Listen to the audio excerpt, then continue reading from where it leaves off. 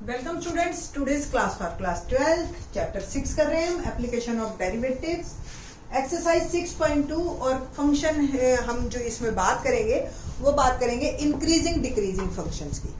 Application of derivative से ही जैसे पता चलता है कि जो डिफरेंशिएशन हमने 5th चैप्टर में सीखा उसकी एप्लीकेशंस, उसको अप्लाई कैसे करेंगे हम अपने रूटीन लाइफ में, और डिफरेंशिएशन का क्या यूज है आपकी इंजीनियरिंग मैथमेटिक्स में।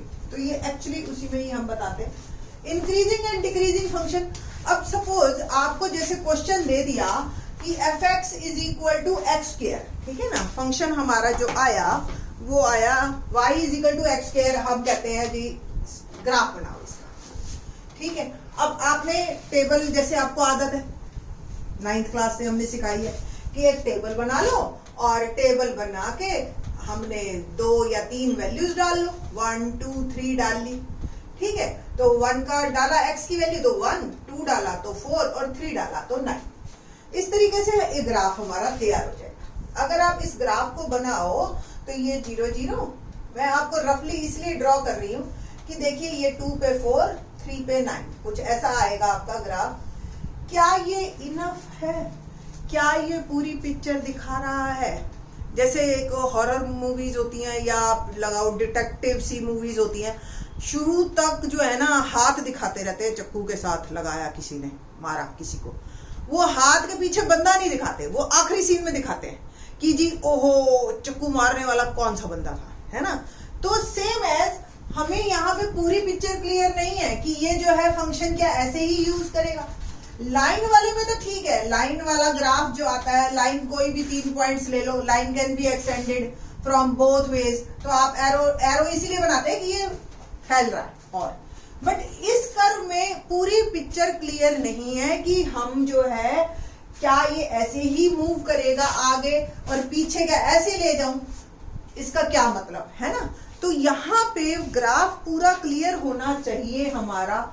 इसके लिए एक इंपॉर्टेंट टूल है कि हमें ये पता होना चाहिए कि हमारा ग्राफ कितने इंटरवल में इंक्रीज कर रहा है, कितने इंटरवल में डिक्रीज कर रहा है।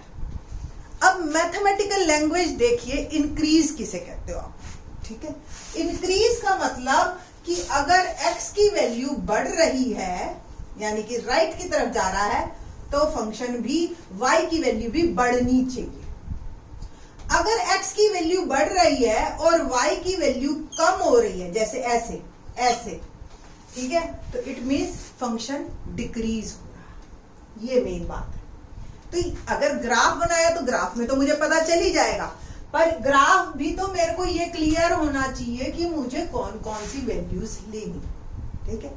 उसके लिए सबसे पहले हम जो है पहले डेफिनेशंस बात कर लेते हैं, जितना मैंने अभी आपको समझाया है। तो उसके बाद हम बात करेंगे कि हम कैसे काम करें फंक्शन में, जिससे कि मुझे ये क्लियर हो कि ग्राफ में कौन सा, किस तरीके से हम ड्रॉ करें ग्राफ को, कि हमें पूरा क्लियर होना चाहिए इमेज कि मेरा फंक्शन कैसा है और किस तरह से बिहेव करेगा, ठीक है। तो क्या पहली डेफिनेशन देख लेते हैं हम। Let I be an open interval contained in the domain of a real valued function f। Function मैंने आपको जैसे दिया एक्स स्क्वायर, इसका डोमेन पूरा रियल नंबर है। आई मैंने इसी ए में एक इंटरवल ले लिया, लाइक -1 से 1, और ओपन इंटरवल लिया, ठीक है जी। ये क्लियर आपको ये बात? तो function is increasing on I, इस इंटरवल के अंदर फंक्शन इंक्रीजिंग है। अगर x1 is less than x2 इन आई, तो fx1 is less than fx, यानी कि फंक्शन की वैल्यू देखो, x1 लेस देन x2 है, तो f ऑफ -1 भी अगर लेस देन f ऑफ 1 हुआ तो फंक्शन इंक्रीज है। इट मींस अगर x बढ़ रहा है तो ये भी y भी बढ़ रहा है। क्लियर ये बात? ठीक है। अगर x1 छोटा है x2 से और फंक्शन की वैल्यू छोटी या बराबर हो चलेगा, ठीक है। ये हो गया इंक्रीजिंग। स्ट्रिक्टली इंक्रीजिंग, देखो दोनों वर्ड्स में क्या फर्क है। स्ट्रिक्टली इंक्रीजिंग में on I, if x1 is less than x2 in I, function की वैल्यू सिर्फ और सिर्फ बढ़नी चाहिए।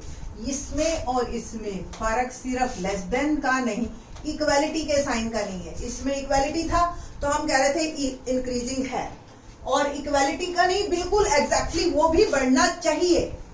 जैसे आप स्पीड बढ़ाते हो डिस्टेंस इंक्रीज होती ही होती है ना। कोई भी आप व्हीकल चला रहे हो, अगर आपके स्पीड बढ़ाई आपने, ठीक है, तो डिस्टेंस भी बढ़ा, तो वो इंक्रीज है। एक्स बढ़ा तो वाई भी बढ़ा। इसका ग्राफ देखिए किस तरीके का आता है। सपोज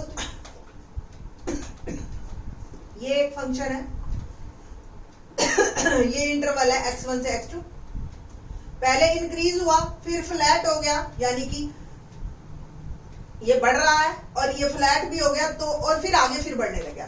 तो इस तरह का फंक्शन हमारा इंक्रीजिंग फंक्शन कहलाता है। ठीक है, इसमें बराबर भी आ गया, कई बार जो है दो वैल्यूज में बराबर भी है, बट कम नहीं हो रहा। ठीक है, इस वाले केस में हमारा जो ग्राफ है वो एग्जैक्टली ऐसा जाएगा। ठीक है, ये क्लियर हो गया आपको। स्ट्रिक्टली इंक्रीजिंग और इंक्रीजिंग दोनों बातों में फर्क। सेम डिक्रीजिंग का है कि अगर x1 लेस देन x2 है तो फंक्शन की वैल्यू बढ़नी चाहिए, उल्टा होएगा ना डिक्रीजिंग में। ठीक है, तो इस तरह का ग्राफ कैसा आएगा देखते हैं।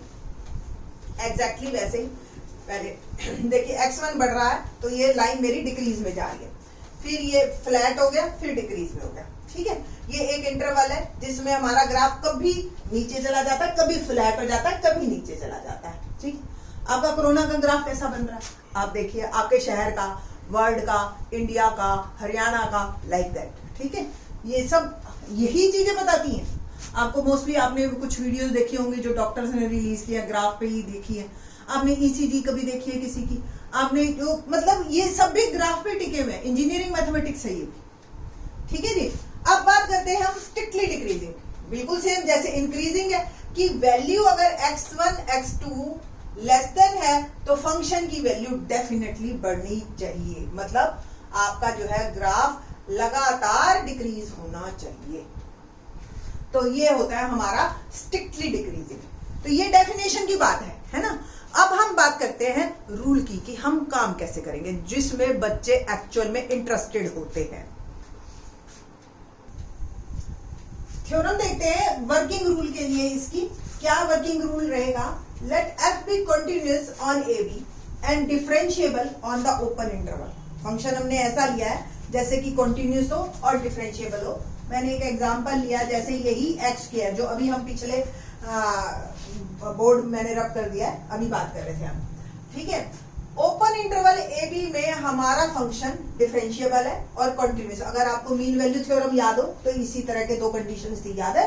मीन वैल्यू थ्योरम में दो पहली कंडीशंस है ना, कि क्या? पहली, फंक्शन कंटिन्यूअस होना चाहिए इन क्लोज ब्रैकेट और डिफरेंशिएबल होना चाहिए इन ओपन ब्रैकेट।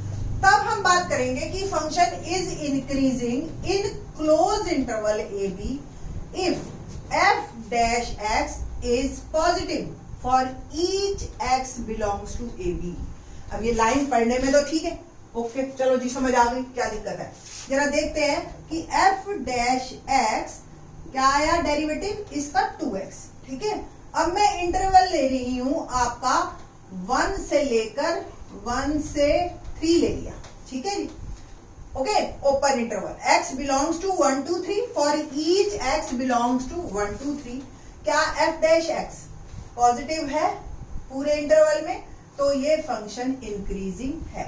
आप देख रहे हैं कि मैं अगर इसका ग्राफ भी आपको याद हो, मैंने बनाया था पिछले बोर्ड पे ही, प्रीवियस स्क्रीन पे आप जाके देखें तो हमने ऐसा ही आया था ना, 1 पे 1, 2 पे 4 और 3 पे 9। ठीक है ना बेटा, ये ध्यान आ गया होगा आपको।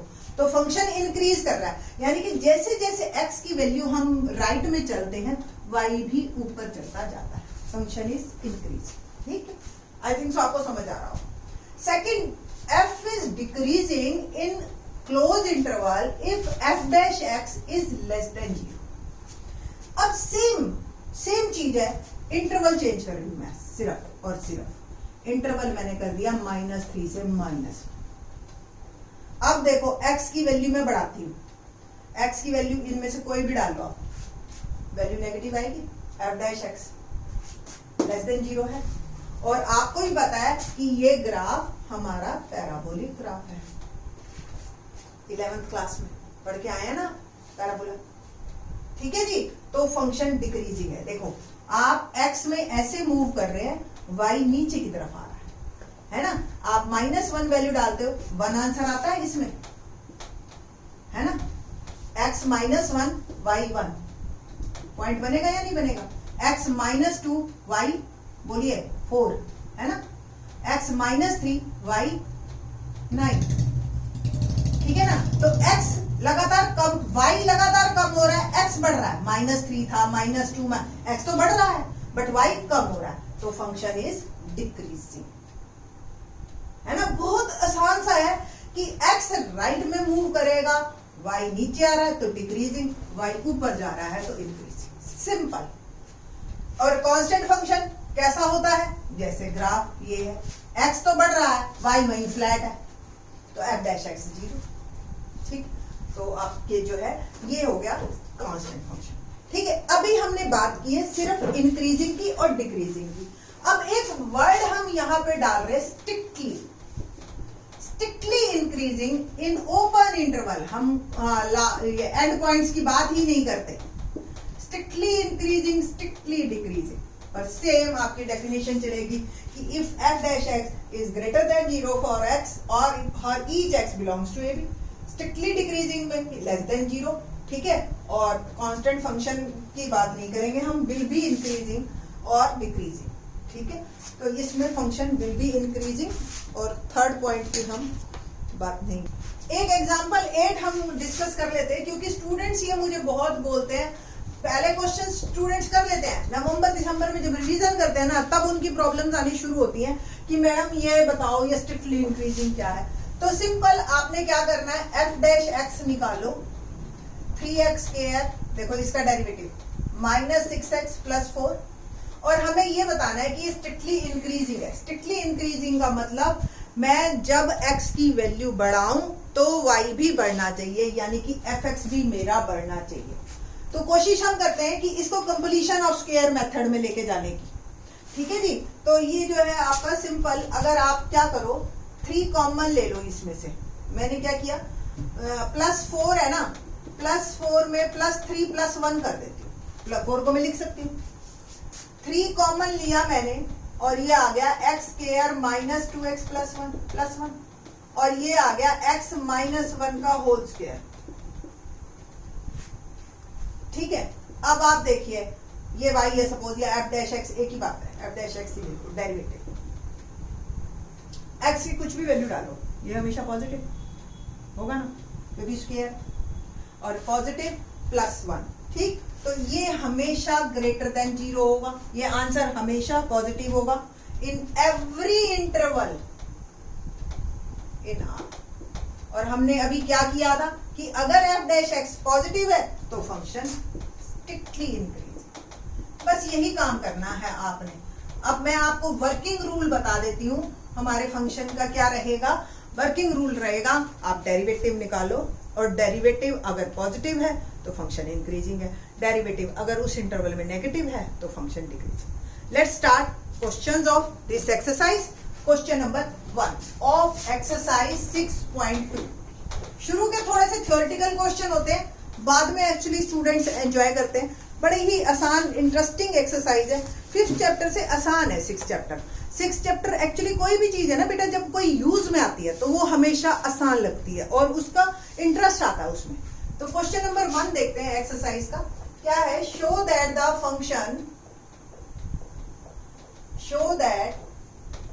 Function 3x + 17 is strictly increasing. बस जैसे ही वर्ड आए ना, आपको इंक्रीजिंग दिखाना है तो आपको डेरिवेटिव पॉजिटिव दिखाना है, बस उस इंटरवल में। अब यहां इंटरवल की जगह पूरे रियल पे दे दिया, बस यही काम है।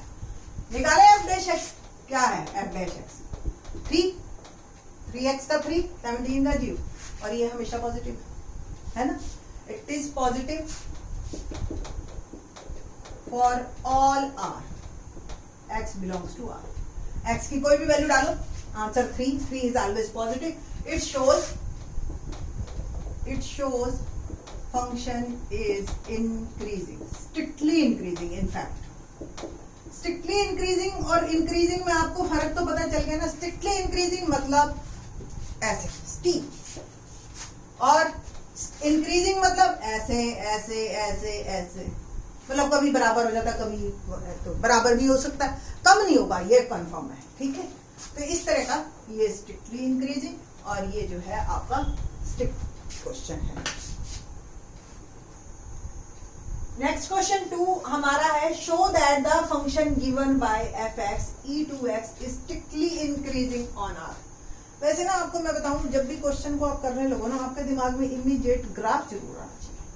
जिन बच्चों के दिमाग में ग्राफ आ जाता है ना, मल्टीपल चॉइस क्वेश्चन, तो वो फटाफट से कर जाते हैं। ठीक है, आपको अगर ध्यान हो ई टू एक्स का ग्राफ कुछ इस तरीके का, बल्कि ये इनफैक्ट ऐसे ई क्या था, अगर आपको ध्यान करना है तो आप प्लीज जाके प्लेलिस्ट में 5.4 की वीडियोस देखना, मैंने फुल्ली एक्सप्लेन किया, बहुत अच्छा। इनफैक्ट मैं बड़ी खुश थी उसको करके कि मैंने एक अच्छी चीज बच्चों को बताई।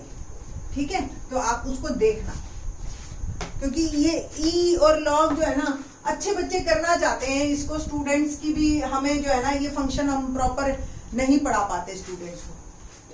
यहाँ तो बहुत सिंपल सा काम है इसका, आपको क्या करना है, डेरिवेटिव दिखाना है एफ डैश एक्स। ठीक है, तो एफ एक्स आपको दे रखा है e raise to power 2x, तो एफ डैश एक्स क्या आया, ई 2x, डेरिवेटिव पहले ई का फिर 2, यही होगा ना, यानी कि 2e2x ऑन आर। आर पे बात हो रही है। ठीक है, आर यानी कि माइनस इन्फिनिटी से इन्फिनिटी। ठीक, तो सबसे पहले हम जब x लेस देन 0 है उस पे बात करते हैं कि क्या है, एफ डैश एक्स पॉजिटिव आता है या नेगेटिव आता है। When x is less than 0 यानी कि नेगेटिव, तो एफ डैश एक्स क्या होगा, x नेगेटिव है आपका, तो ये तो पॉजिटिव ही रहेगा। देखो बेटा, x की वैल्यू सपोज आपने डाल दी -1, ठीक है, सपोज, या मैंने यहीं पे देखती हूं मैं, आपका 2e -2x हो जाएगा। माइनस पावर में है तो it means denominator, ultimately value तो पॉजिटिव ही है, एफ डैश एक्स तो पॉजिटिव है ना आपका, तो for x negative F dash x is positive, so function is increasing. ठीक, तो फंक्शन इज इंक्रीजिंग। सेम, जब x 0 है तो एफ डैश एक्स क्या है, किसी की पावर 0 1 तो भी positive, function is still increasing. When x is greater than 0, x positive डाला अब आपने, तो ये भी पॉजिटिव। ठीक है, फंक्शन इज इंक्रीजिंग, तो function is increasing on the whole R. ठीक है, तो ये हमारा क्वेश्चन था कि prove that this function is strictly increasing in R. आपको ग्राफ से तो बिल्कुल शो होगा ही, और हम जो इतनी मेहनत कर रहे हैं वो इसलिए कर रहे हैं कि बेटा ये सारा काम आपको चैप्टर 9 में और ज्यादा दिखेगा, आपको करना है ये सब कुछ, तो आप थोड़ा सा समझ के चलिए। तो आपको सिंपल क्या वर्किंग रूल है, जो फंक्शन दे रखा है उसका डेरिवेटिव निकालिए और देखिए कि उस इंटरवल में एफ डैश एक्स हमारा पॉजिटिव है या नेगेटिव है। अगर एफ डैश एक्स पॉजिटिव है, function is increasing, F dash X negative है, function is decreasing. Thumb rule यही है, बस सिंपल। और आगे के question in the next lectures देखते हैं। Thank you.